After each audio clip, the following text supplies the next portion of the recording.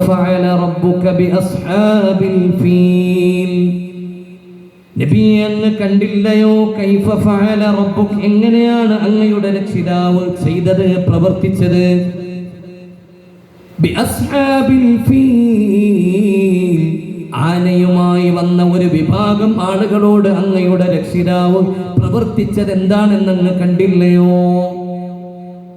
ഇനി നമ്മൾ മനസ്സിലാക്കേണ്ട വളരെ പ്രധാനപ്പെട്ട, ഇനി നമ്മൾ ഇത് 6-ാം നൂറ്റാണ്ടിൽ ഇറങ്ങിയ ഒരു സൂറത്ത്, ആ സൂറത്ത് ഇങ്ങോട്ട് 14 നൂറ്റാണ്ടിപ്പുറം നമ്മൾ ഇനി ഇങ്ങോട്ട് ഇതിൻ്റെ ചർച്ചയിലേക്ക് വരാൻ വേണ്ടി പോവാൻ. ഇത് വളരെ പ്രധാനമാണ്. അതുകൊണ്ടാണ് നമ്മൾ ഇങ്ങനെ ഒരു വിഷയം തിരഞ്ഞെടുക്കുന്നത്. നോക്കണേ, നിങ്ങൾ നബിയെ അങ്ങ് കണ്ടില്ലയോ എങ്ങനെയാണ് ആനക്കാരോട്, ആനയുടെ ആളുകളോട് നിങ്ങളുടെ റബ്ബ് പ്രവർത്തിച്ചത് എങ്ങനെയാണ്? ഇതെന്താ സംഭവം എന്നറിയും? എന്താണ് ആനക്കലഹ സംഭവത്തിന്റെ കാരണം? എന്താണ് അത്? ഇനി തൊട്ടടുത്ത ആയത്ത് അലം യജാൽ കൈദഹും ഫീ തദ്ലീൽ, നബിയെ അവര് കാണിച്ച കുതന്ത്രങ്ങൾ അല്ലാഹു വൃഥാവിലാക്കി കളഞ്ഞില്ലയോ? അലം യജാൽ കൈദഹും, ആരാണ് ഈ ആനക്കല? ആനപ്പട ആരുടേതാണ്? ആരുടേതാണ് ഈ ആനപ്പട? അത് റോമക്കാരുടേതാണ്. റോമായുടെ നേതൃത്വത്തിൽ റോമക്കാരാണ് അബ്രഹത്തിനെയും അറിയാത്തിനെയും യമൻ കീഴടക്കാൻ വേണ്ടി പറഞ്ഞേക്കുന്നത്.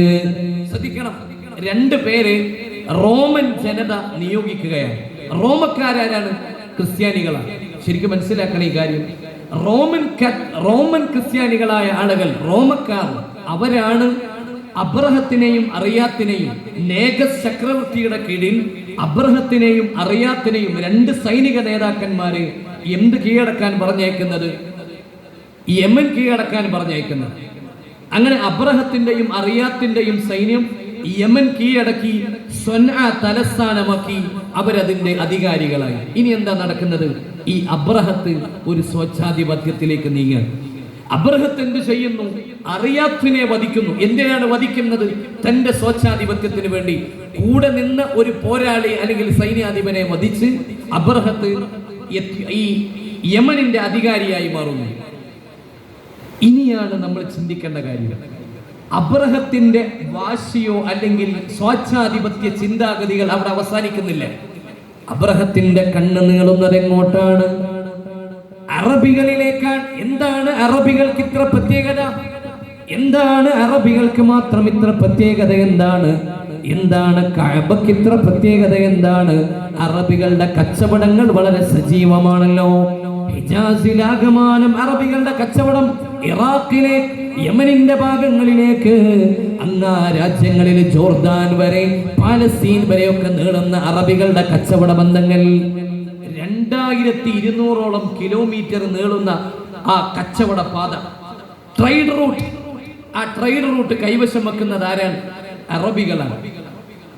ഇവിടെയാണ് അറബികളിൽ നിന്ന് ആ ട്രേഡ് റൂട്ട് തന്റെ അധികാരത്തിലേക്ക് കൊണ്ടുവരണം എന്ന അക്രമപരമായ ചിന്താഗതി അബ്രഹത്തിന്റെ മനസ്സിലേക്ക് കടന്നു വരുന്നത്. അല്ലാതെ അബ്രഹത്തിന് കഅബ തകർക്കൽ മാത്രമായിരുന്നില്ല ലക്ഷ്യം.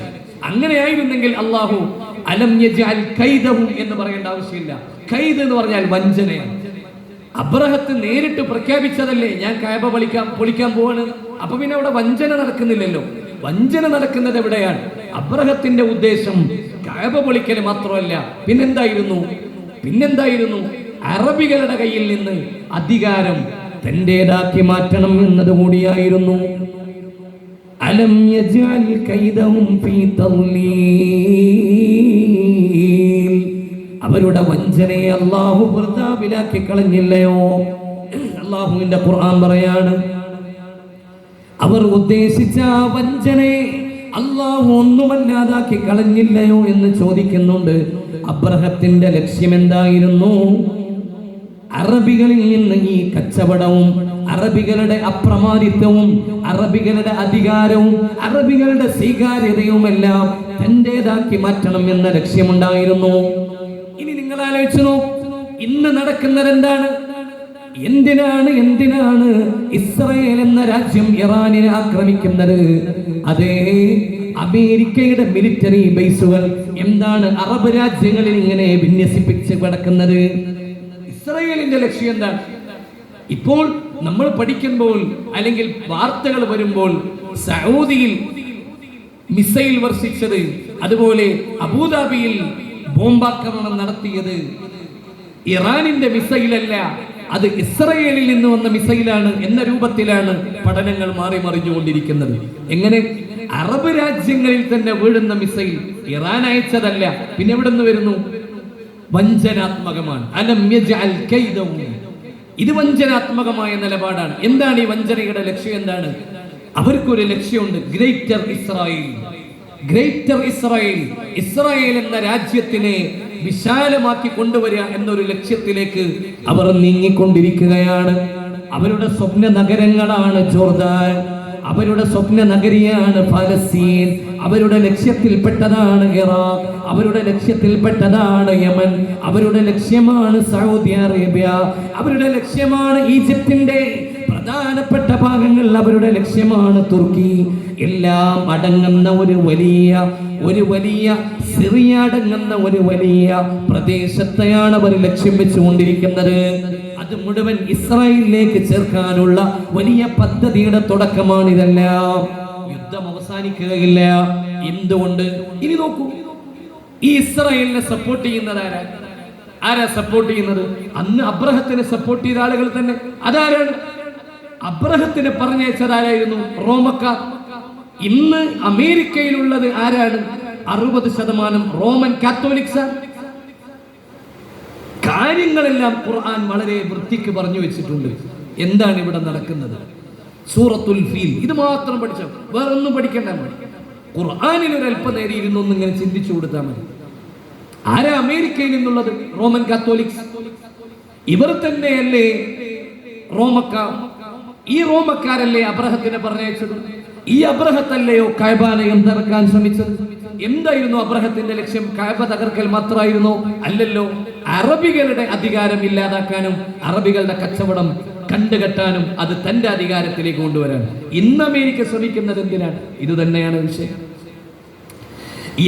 എന്തിനാണ്? ഇവിടെ നോക്കൂ നിങ്ങൾ, ഇവിടെ നമ്മൾ പഠിക്കേണ്ട 1-2 കാര്യങ്ങളുണ്ട്. എന്താണ് പഠിക്കേണ്ടത്?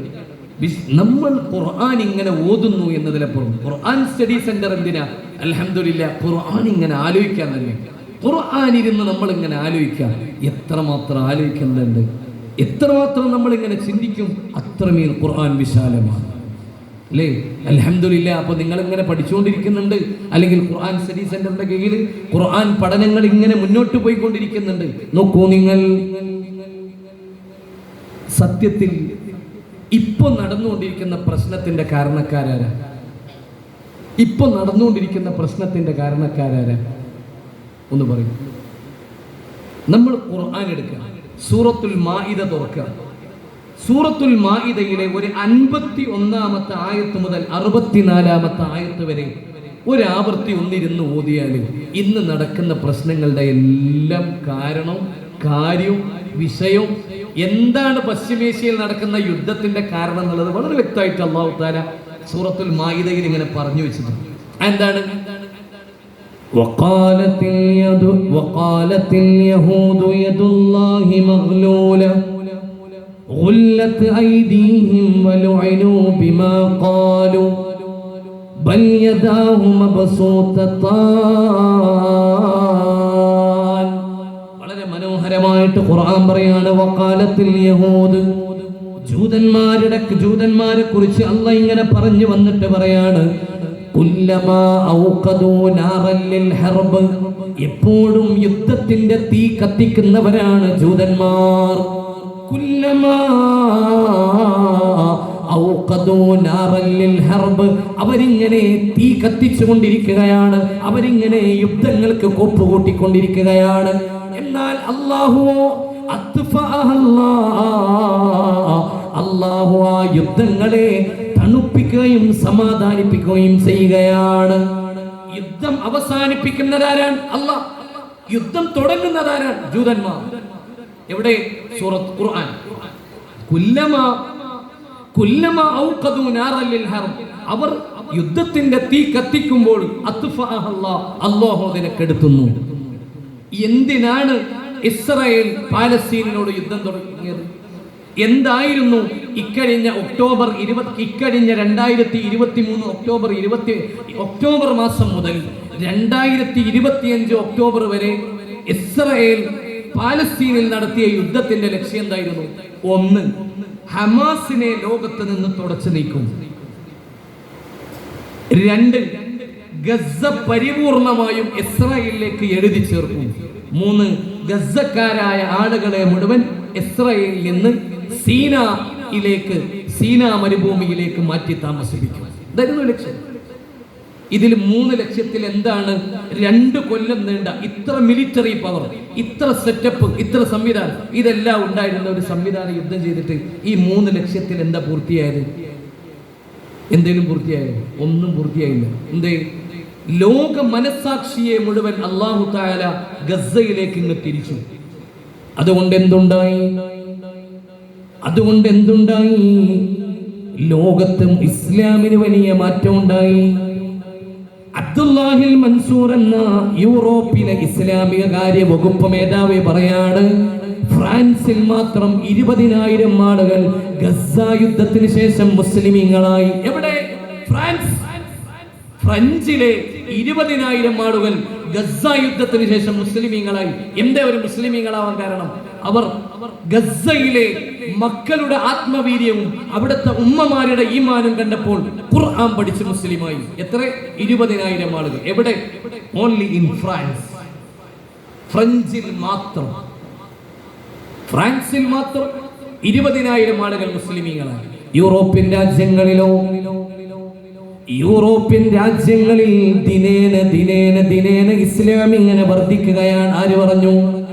അബ്ദുല്ലാഹിൽ മൻസൂർ എന്ന അവിടുത്തെ ഇസ്ലാമിക കാര്യ വകുപ്പുകൾ കൈകാര്യം ചെയ്യുന്ന മേധാവി പറയാണ്, യൂറോപ്പിൽ ഇസ്ലാം വളരുകയാണ്.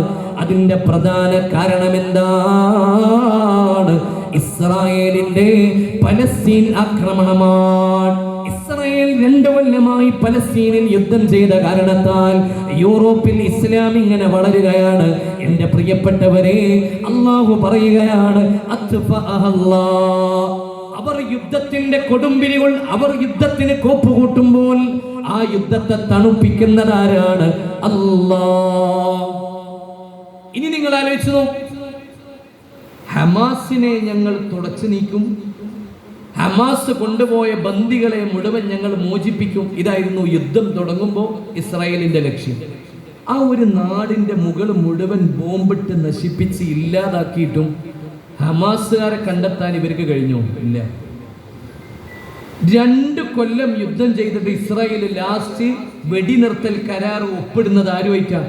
ഹമാസിന്റെ മുമ്പിൽ ഇരുന്ന്. ഏത് ഹമാസ്? ഞങ്ങൾ ഹമാസിനെ ഇതോടെ ലോകത്ത് നിന്ന് ഉന്മൂലനം ചെയ്യും, ഇനി ഹമാസ് ലോകത്ത് ഉണ്ടാകില്ല എന്ന് പറഞ്ഞിട്ടാണ് ഇസ്രായേൽ യുദ്ധം തുടങ്ങിയത്. 2 കൊല്ലം യുദ്ധം ചെയ്ത് അതേ സംഘത്തിന്റെ മുമ്പിൽ ഇരുന്നിട്ട് വെടിനിർത്തൽ കരാർ ഒപ്പിട്ടു. 1. 2, ആ കരാറിലാണ് 200ഓളം ബന്ദികളെ മോചിപ്പിക്കാൻ ഒപ്പിടുന്നത്. ഏത് ബന്ദികൾ? ഞങ്ങൾ ഈ യുദ്ധത്തോടുകൂടെ പാലസ്തീനിൽ നിന്ന് മുഴുവൻ ബന്ദികളെയും ഞങ്ങൾ മോചിപ്പിച്ചു കൊണ്ടുവരും എന്ന് പറഞ്ഞു തുടങ്ങിയ യുദ്ധം അവസാനിപ്പിച്ചപ്പോൾ ഹമാസിന്റെ അടുക്കൽ നിന്ന് ദയാവായ്പോടുകൂടെ ബന്ദികളെ ഏറ്റുവാങ്ങേണ്ട ഗതികേടാണ് ഉണ്ടായത്. എന്തതിന്റെ അർത്ഥം? ആരാണ് ഇതൊക്കെ നിയന്ത്രിച്ചുകൊണ്ടിരിക്കുന്നത്? ഇവിടെ യുദ്ധം തുടങ്ങുന്നതാരാണ്? എപ്പോഴും ജൂതന്മാരെ കുറിച്ചാണ് ഖുർആനിൽ പറയുന്നത്. അവർ യുദ്ധത്തിനോട് താല്പര്യമുള്ളവരാണ്. എപ്പോഴും അവർ യുദ്ധം ആരംഭിക്കുന്നവരാണ്. 1948 ഇസ്രായേൽ വരുന്നത്. ഇസ്രായേൽ വന്നിട്ട് പിന്നെ നടക്കുന്നത് എന്താണ്? 1957 അടുത്ത യുദ്ധം നടക്കാണ്. 1964 അടുത്ത യുദ്ധം നടക്കാണ്. 1973 തൊട്ടടുത്ത യുദ്ധം നടക്കാണ്. 1980 യുദ്ധം നടക്കുകയാണ്. ആരാണ് ഈ യുദ്ധത്തിന്റെ കാരണക്കാർ? എല്ലാം ഇസ്രായേൽ എന്ന രാജ്യമായിരുന്നു. ഈ രാജ്യം രൂപീകരിക്കപ്പെട്ടതിന് ശേഷം മുഴുവൻ യുദ്ധങ്ങളാണ്. സമാധാനം എവിടെ? ആരോടാണ് ഇവർ യുദ്ധം ചെയ്യുന്നത്? Jordan, Palestine, Egypt, Lebanon, Syria തുടങ്ങിയുള്ള നല്ല ഇസ്ലാമിക രാജ്യങ്ങളെ ഫോക്കസ് ചെയ്താണ് ഇവർ ആക്രമണം നടത്തുക. കുല്ലമാ ഔഖദു വയസ്ഔന ഫിൽ അർളി ഫസാദാ. അല്ലാഹു പറയുകയാണ്, ഇവർ ഭൂമിയിൽ ഫസാദ് ഉണ്ടാക്കാൻ നടക്കുകയാണ്. വല്ലാഹു ലാ യുഹിബ്ബുൽ മുഫ്സിദീൻ. എന്നാൽ ഈ ഫസാദ് ഉണ്ടാക്കുന്നവരെ അല്ലാഹുക്ക് ഇഷ്ടമേ അല്ല. 50 പിഞ്ചോമന മക്കൾ പഠിക്കുന്ന ഒരു കലാലയത്തിന്റെ മുകളിൽ കൊണ്ടുപോയി ബോംബ് വർഷിക്കുക എന്നത് എത്രമാത്രം വൃത്തിഹീനമായ, എത്രമാത്രം മോശപ്പെട്ട ഒരു ഏർപ്പാടാണ്. കുഞ്ഞുങ്ങളെ കൊല്ലുകയോ? ഇവിടെ പറഞ്ഞില്ലയോ, ലാ തഖ്തുലൂ തിഫ്ലൻ സഗീറാ വലാ ശൈഖൻ കബീറാ. ഇസ്ലാമിന്റെ യുദ്ധങ്ങളിലേക്ക് കടന്നു പോകുമ്പോൾ മഹാനായ അബൂബക്കർ റളിയല്ലാഹു അൻഹു തന്റെ സൈന്യാധിപന്മാർക്ക് കൊടുത്തിരുന്ന നിർദ്ദേശം അതാണ്, ലാ തഖ്തുലൂ തിഫ്ലൻ സഗീറാ. നിങ്ങൾ പിഞ്ചോമന മക്കളെ കൊല്ലാൻ പാടില്ല. വലാ ശൈഖൻ കബീറാ. പ്രായമായ ആളുകളെയും നിങ്ങൾ വധിക്കാൻ പാടില്ല. ലാ തഖ്തുലൂ തിഫ്ലൻ സഗീറാ വലാ ശൈഖൻ കബീറാ. ഇത് പരിശുദ്ധമായ ഇസ്ലാമിന്റെ ആദർശമാണ്. അവിടെയാണ് ഇറാനിലെ 70ഓളം പിഞ്ചോമന മക്കൾ പഠിച്ചുകൊണ്ടിരിക്കുന്ന, ബാലികമാര് പഠിച്ചുകൊണ്ടിരിക്കുന്ന ഒരു കലാലയത്തിന്റെ മുകളിൽ കൊണ്ടുപോയിട്ട് ബോംബ് വർഷിക്കുന്നത്. ഇത് എത്രമാത്രം തെമ്മാടിത്തരമാണ്. അല്ലാഹു പറഞ്ഞു, വയസ്ഔന ഫിൽ അർളി ഫസാദാ. അവർ ഭൂമിയിൽ ഫസാദ് ഉണ്ടാക്കുന്നവരാണ്. നിങ്ങൾ ആലോചിച്ചു, ഇന്ത്യ രാജ്യത്തിന്റെ ജനസംഖ്യ എത്രയാണ്? ഔദ്യോഗിക കണക്ക് പ്രകാരം 125 കോടി. അതൊന്ന് വിശാലമായി പറഞ്ഞ 140 കോടി. 125 കോടി എന്നൊക്കെ പഴയ ഗാനേശ്വരിയാണ്. ഇപ്പത്തെ കണക്കെടുത്താൽ ഒരു 140 കോടി ജനങ്ങൾ ഇന്ത്യയിൽ ഉണ്ടാവും. നിങ്ങളിവിടെ ഉണ്ടാവും? നിങ്ങൾ പോയോ? ഇവിടെ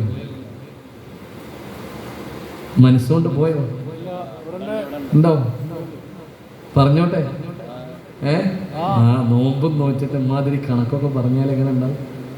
140 കോടി ജനങ്ങൾ എവിടെ ഉണ്ട്? ഇന്ത്യയിലുണ്ട്. ഇസ്രായേലിൽ എത്ര ആളുണ്ടാവും? ഇസ്രായേലിന്റെ പോപ്പുലേഷൻ എത്ര?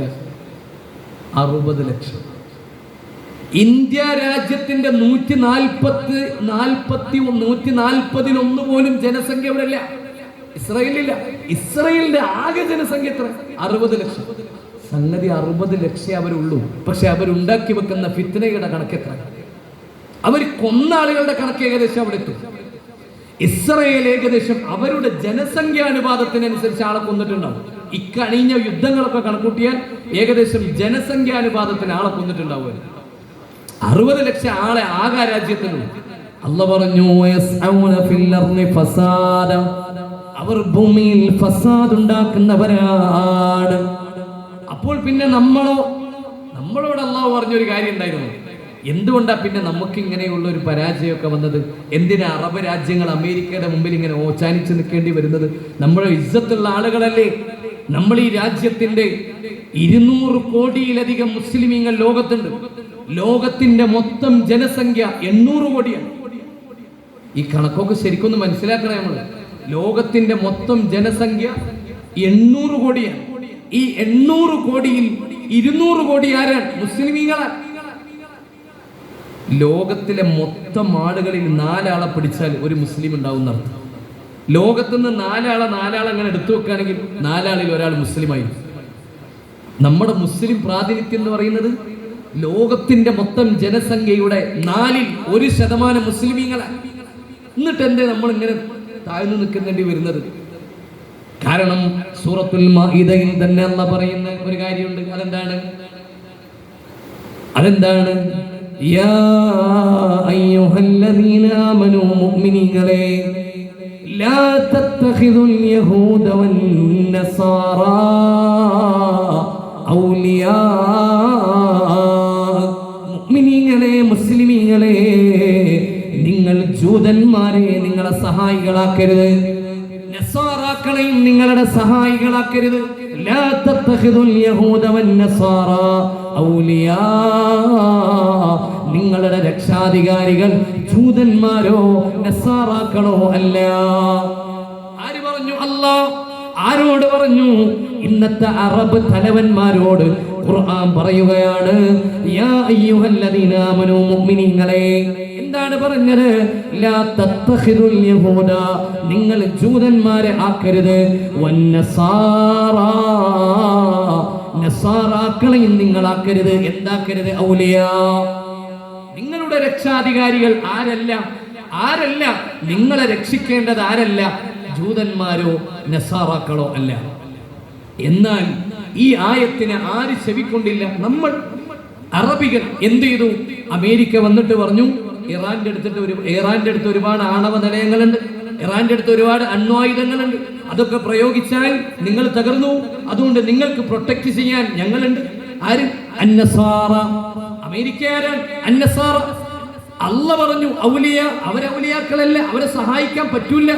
ലാ തത്തഖിദു, നിങ്ങൾ അവരെ സഹായികളാക്കരുത്. അല്ല പറഞ്ഞു ലാ തത്തഖിദുൽ യഹൂദ വന്നസാറ ഔലിയ, നിങ്ങൾക്ക് പറ്റിയ സഹായികളല്ല അവർ. നമ്മൾ എന്ത് ചെയ്തു? അറബ് രാജ്യങ്ങൾ എന്ത് ചെയ്തു? എല്ലാവരും അമേരിക്കക്ക് മിലിറ്ററി ബേസ് തുറന്നു കൊടുത്തു. എന്തിന്? ഇറാൻ അടിക്കാൻ. മനസ്സിലായില്ല? ഇറാനെങ്ങാനും നിങ്ങൾ ആക്രമിച്ചാൽ ആരാ നിങ്ങളെ സഹായിക്കുക? ഞങ്ങൾ വേണ്ടേ? അതിന് ഞങ്ങൾക്ക് ഇവിടെ മിലിറ്ററി ബേസ് തുറന്നു തരും.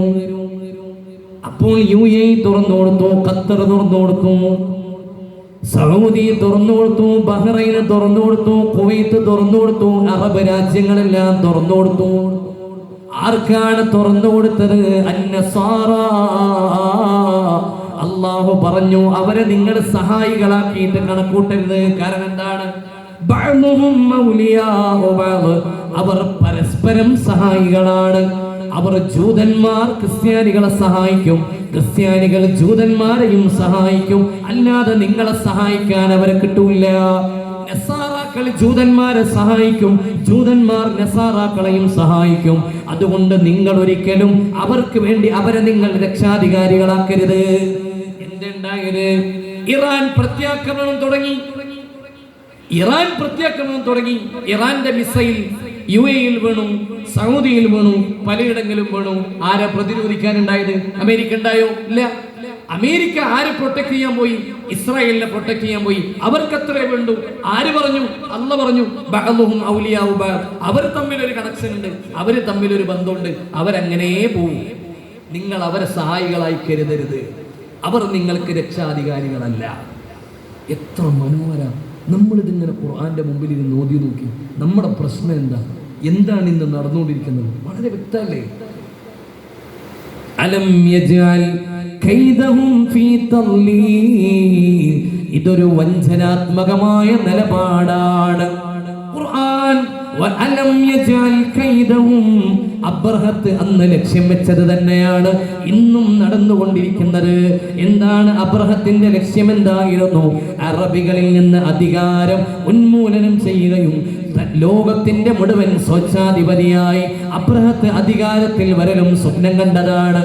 അത് തന്നെയാണ് ഇന്ന് ഇസ്രായേൽ കാണുന്നത്. സഹായിക്കുന്നത് അമേരിക്കയാണ്. ആരാണോ അബ്രഹത്തിനെ പറഞ്ഞയച്ചത് അവർ റോമക്കാരായിരുന്നു.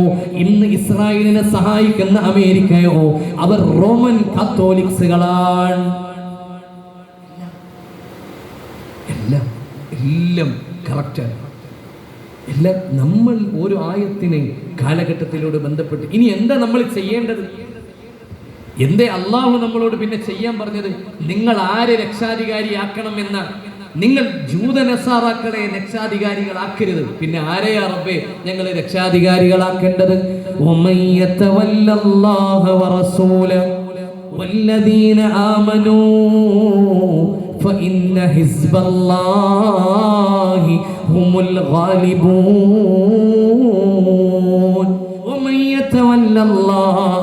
ആരാണോ അല്ലാഹുവിനെ രക്ഷാധികാരിയാക്കുന്നത്, നിങ്ങൾ രക്ഷാധികാരിയാക്കേണ്ടത് അല്ലാഹുവിനെയാണ്, അല്ലാഹുവിന്റെ റസൂലിനെയാണ്. മുഅ്മിനീങ്ങളെയാണ്. അങ്ങനെ നിങ്ങൾ ചെയ്താൽ അല്ലാഹുവിന്റെ സൈന്യമാരാണ് ഹുമുൽ ഗാലിബൂൻ, അവരാണ് വിജയിക്കുന്നവർ. അതല്ലേ ഇന്നത്തെ ബദർ പഠിപ്പിച്ചത്? 313 ആളുകൾ കടന്നു വന്നപ്പോൾ അവർക്ക് ഒട്ടകങ്ങൾ കുറവാണ്, കുതിരകൾ കുറവാണ്, ആയുധങ്ങൾ കുറവാണ്, സൗകര്യങ്ങൾ കുറവാണ്, ഭക്ഷണമില്ല, പട്ടിണിയിലായിരുന്നു, സൗകര്യങ്ങളില്ലാതെ വന്നവരാണ്. എന്നാൽ അപ്പുറത്തുള്ള 1000 എല്ലാ സംവിധാനങ്ങളും ഉള്ളവരായിരുന്നു. പക്ഷേ അവർക്ക് അവരുടെ സഹായി ആരായിരുന്നു? അവരാരെയാ രക്ഷാധികാരിയാക്കിയത്? അതല്ലേ അലി ഇബ്നു അബീ ത്വാലിബ് റളിയല്ലാഹു അൻഹു പറഞ്ഞത്, ബദർ തുടങ്ങിയത് മുതൽ ബദർ അവസാനിക്കുന്നത് വരെ, ബദർ യുദ്ധം തുടങ്ങിയത് മുതൽ ബദർ അവസാനിക്കുന്നത് വരെ ഹബീബായ നബി തങ്ങൾ ഇങ്ങനെ കരയുകയായിരുന്നു. എന്താണ്? കരഞ്ഞുകൊണ്ട് ദുആ ചെയ്യുകയായിരുന്നു. യാ ഹയ്യു യാ ഖയ്യൂം, യാ ഹയ്യു യാ ഖയ്യൂം, യാ ഹയ്യു യാ ഖയ്യൂം. ഇതായിരുന്നു നബി തങ്ങളുടെ ദുആ. അവസാനം നബിയെ നമ്മൾ ബദറിൽ വിജയിച്ചു എന്ന് പറയാൻ വേണ്ടി നബി തങ്ങളുടെ അരീശിലേക്ക് ഞാൻ ഓടിച്ചെന്ന് നോക്കുമ്പോഴും നബി തങ്ങൾ ഇങ്ങനെ കരയുകയാണ്. യാ ഹയ്യു യാ ഖയ്യൂം, യാ ഹയ്യു യാ ഖയ്യൂം. വമൻ യതവല്ലല്ലാഹ്, നിങ്ങൾ കാര്യങ്ങൾ ഏൽപ്പിക്കേണ്ടത് അല്ലാഹുവിനെയാണ്. മുഅ്മിനീങ്ങളെ, നിങ്ങളുടെ സഹായി ആരാണ്? നിങ്ങളുടെ രക്ഷാധികാരി ആരാണ്? അല്ലാഹുവാണ്, റസൂലാണ്, മുഅ്മിനീങ്ങളാണ്. ഇനി ആരും നിങ്ങളെ സഹായിക്കാനില്ല എന്ന് വിചാരിക്കാം. ഇനി ഇങ്ങനെയൊക്കെ നമ്മൾ ആലോചിച്ചാലും ഒന്ന് തിരിച്ചു പോയി നോക്കി. അമേരിക്ക എന്ന് പറഞ്ഞ വലിയൊരു രാജ്യം. ആ അമേരിക്ക രാജ്യത്തിന്റെ ഏറ്റവും വലിയ സിറ്റി ഏതാണ്? ന്യൂയോർക്ക്. ന്യൂയോർക്ക് സിറ്റിയുടെ മേയർ ആരാണ്? മംദാൻ ആരാണ്? മുസ്ലിം. ലാ ഇലാഹ ഇല്ലല്ലാഹ്. ഒരു മുസ്ലിമിനെ അമേരിക്കയിലെ ന്യൂയോർക്ക് സിറ്റിയിൽ മേയറാക്കിയതാണ് അല്ലാഹു. ഇംഗ്ലണ്ടിലെ 11 സിറ്റികളിലെ മേയർമാർ ആരാണ്? മുസ്ലിമീങ്ങളാണ്. ഇംഗ്ലണ്ട് ഏതാണ്? UK ഏതാണ്? മതനിരാസത്തിന്റെ ഈറ്റില്ലമായ UK-യുടെ 11 മേയർമാർ, പ്രധാന പട്ടണങ്ങളിലെ 11 മേയർമാർ മുസ്ലിമീങ്ങളാണ്. ഇതാരാണ്? അലം യജഅൽ കൈദഹും ഫീ തർലീൽ. ഒരു ഭാഗത്ത് ഇസ്ലാമിനെ ഉന്മൂലനം നടത്താൻ ഇങ്ങോട്ട് ശ്രമിക്കുമ്പോഴും അപ്പുറത്തല്ല ഇസ്ലാമിനെ ഇങ്ങനെ വളർത്തുകയാണ്. ഇതാരെ കൊണ്ടും നിയന്ത്രിക്കാൻ കഴിയുന്ന കാര്യമല്ല. പക്ഷേ നമ്മൾ പഠിക്കേണ്ട ചില പാഠങ്ങളുണ്ട് ഇവിടെ. ഞാൻ ആ ആയത്തിലേക്ക് തിരിച്ചു വരികയാണ്. അലം യജഅൽ കൈദഹും, അല്ലാഹു അവരുടെ വഞ്ചനയെ ആക്കിയില്ലയോ? അബ്രഹത്തിന്റെ വഞ്ചനയായിരുന്നു എന്ത്? അറബികളെ നശിപ്പിക്കാൻ, കഅബാലയം തകർക്കാൻ. അബ്രഹത്ത് വരികയാണ്. ഈ ആ സംഭവം ഒന്ന് ശ്രദ്ധിക്കാം. എന്താ നടക്കുന്നത്? എന്താണ് ഇവിടെ നടക്കുന്നത്? അബ്രഹത്ത് സ്വൻആയിൽ, യമനിന്റെ തലസ്ഥാന നഗരിയായ സ്വൻആയിൽ ഒരു വലിയ കുടീരം, ഒരു വലിയ കെട്ടിടം ഉണ്ടാക്കാൻ, ഒരു ബിൽഡിംഗ്. എന്തിനാണ് ബിൽഡിംഗ് ഉണ്ടാക്കുന്നത്?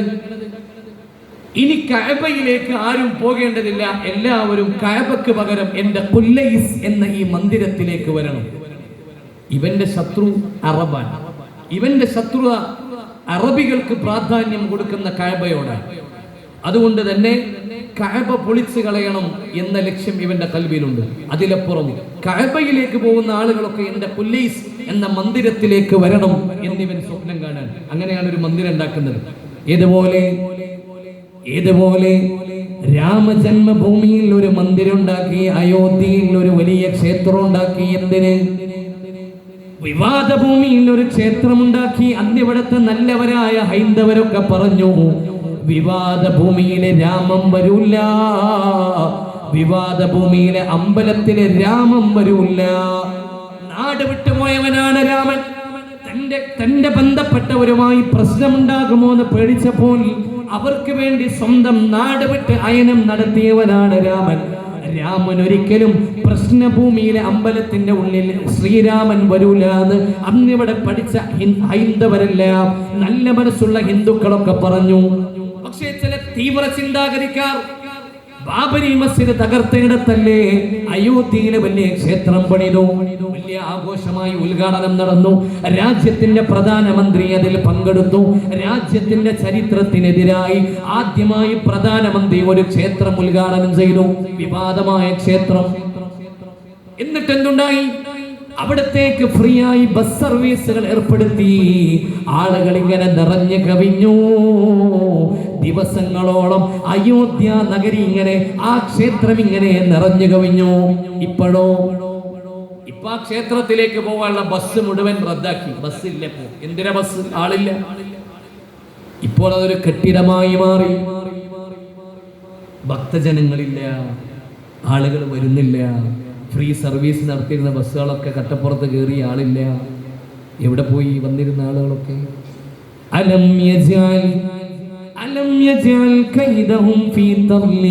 വഞ്ചനാത്മകമായ നിലപാടുകളെ അല്ലാഹു വെച്ച് പൊറുപ്പിക്കൂല.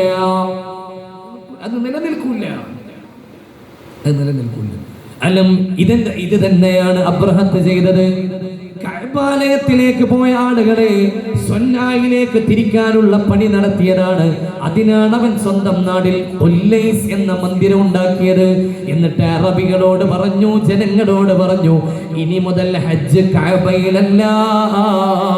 ഇനി ഒരാളും കഅബയിലേക്ക് പോകാൻ പാടില്ല. എല്ലാവരും വരേണ്ടത് എന്റെ മന്ദിരത്തിലേക്കാണ്, ഉല്ലൈസിലേക്കാണ് എന്നവൻ പ്രഖ്യാപനം നടത്തി. എന്നിട്ട് എന്താണ് ഉണ്ടായത്? ഏതോ ഒരാൾ ആ മന്ദിരത്തിൽ ചെന്ന് കാഷ്ടിച്ചു.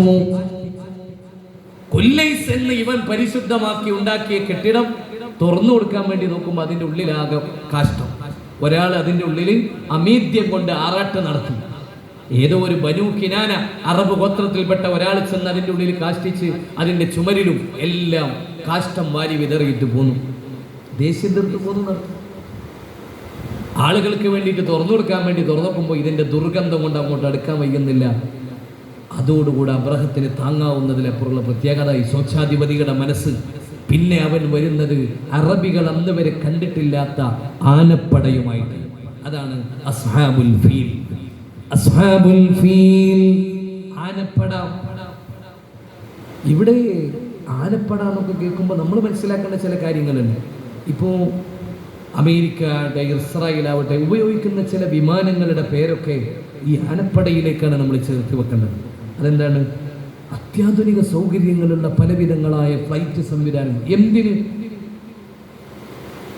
ഖിയാമത്ത് നാൾ നടക്കും എന്ന വിഷയത്തിൽ നമ്മളെക്കാൾ ഉറപ്പ് എനിക്ക് തോന്നുന്നത് യൂറോപ്യൻസിനും അമേരിക്കക്കുമാണ്.